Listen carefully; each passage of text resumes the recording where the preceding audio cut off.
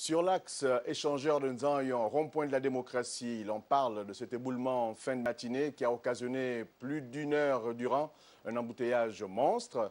En effet, les fortes pluies qui se sont abattues tôt ce matin sur la capitale gabonaise ont provoqué le déracinement d'un arbre dont l'effondrement a arraché le mur d'une habitation. Bilan, plusieurs dégâts matériels, mais aucune perte en vie humaine. Tekla Mekumovono et Thierry Mandaka pour le reportage. C'est un spectacle effrayant qui s'est offert aux yeux des usagers de l'axe routier échangeur de Nzengayon, rond-point de la démocratie.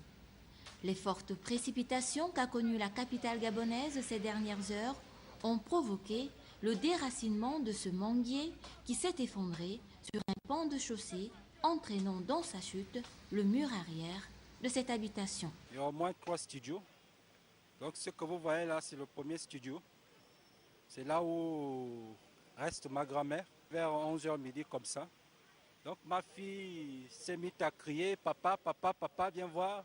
Donc quand j'arrive, je vois les 2 arbres que vous voyez là sont déjà à terre.